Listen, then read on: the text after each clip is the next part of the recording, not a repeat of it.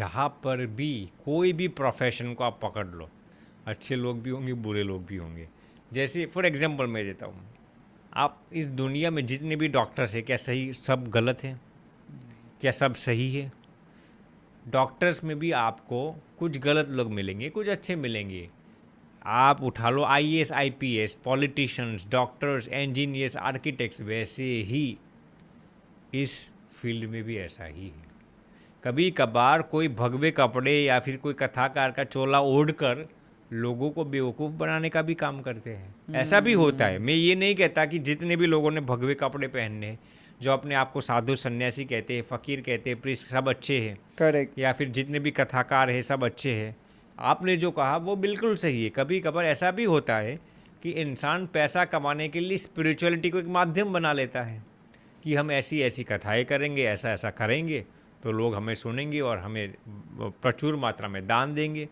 तो बिल्कुल सही बताया आपने। देखिए, मैं एक संत हूँ इसलिए इसी का मैं वो डिफेंसिव मोड में आ जाऊँगा, ऐसा नहीं है। आपने जो कहा वो बिल्कुल ठीक है। कभी कभार इस फील्ड में भी ऐसा होता है, लोग पैसा कमाने के लिए जैसे बिजनेस करते हैं, जैसे जॉब करते हैं, white collar blue collar job, वैसे कभी कभार स्पिरिचुअलिटी को भी एक प्रोफेशन बना लेते हैं। तो ये कतई गलत है। ये लोगों की जज्बातों के साथ आप खिलवाड़ करते हो और इसका बहुत बड़ा पाप है।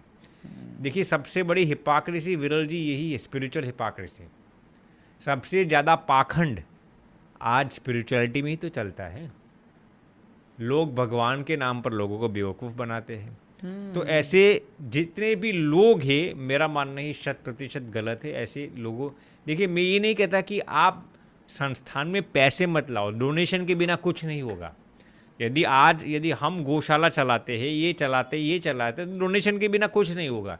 लेकिन यदि आप उस पैसों का उपयोग अपने लिए करते हो तो वो सबसे बड़ा गलत प्रोफेशन है और इसका पाप भी लगता है। क्योंकि आपने जो मुझे डोनेशन दिया होगा वो तो आपने ये सोचकर दिया है कि मैं समाज की सेवा करूं। हाँ, लेकिन यदि उस धन का उपयोग मैं अपने लिए करता हूं, निजी स्वार्थ के लिए करता हूं, तो ये सबसे बड़ा पाप है।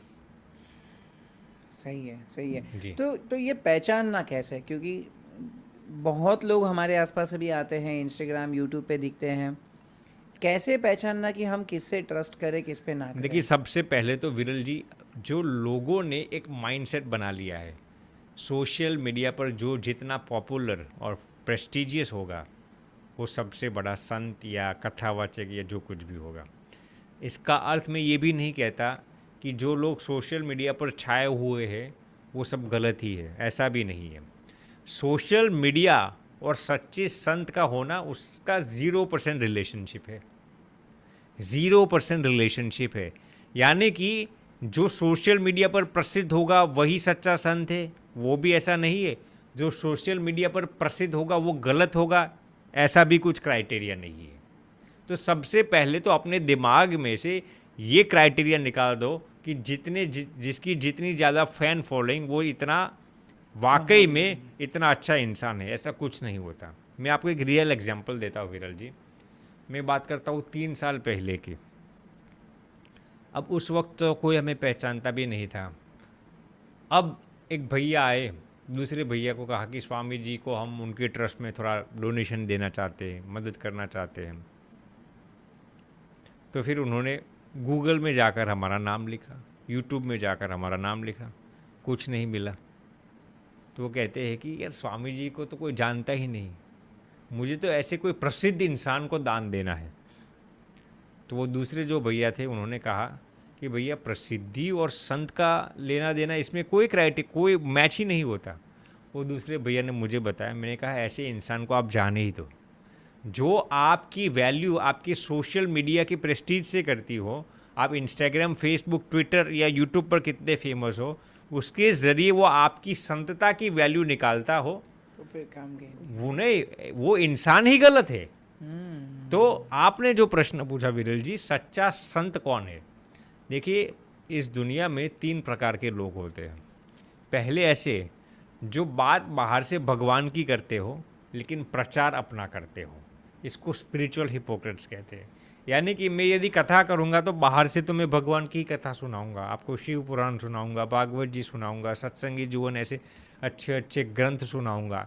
लेकिन मेरा मकसद क्या होगा कि आप, भगवान को नहीं, मुझे पहचानो, मेरी प्रसिद्धि बढ़े, मेरे संस्थान में आप दान दो, तो ये 100% गलत है। दूसरे लोग कैसे होते हैं जो ये सोचते हैं कि हम बात भगवान की करेंगे लेकिन उसमें 50% भगवान का, 50% हमारी प्रसिद्धि होनी चाहिए, तो इसको भी सेमी स्पिरिचुअल हिपोक्रेट्स कहते हैं। तीसरे और सही संत कौन होते हैं विरल जी? जो बाहर से भी भगवान की बात करते हैं और अंदर से भी, जो बाहर से भी भगवान की बात करेंगे और अंदर से भी यही इच्छा रखेंगे कि भगवान का प्रचार हो।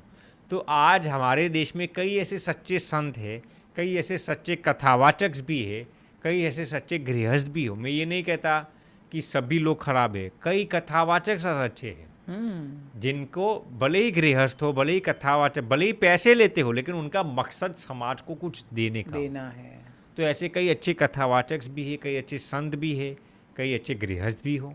यू हैव टू आइडेंटिफाई कि उनका मकसद क्या है।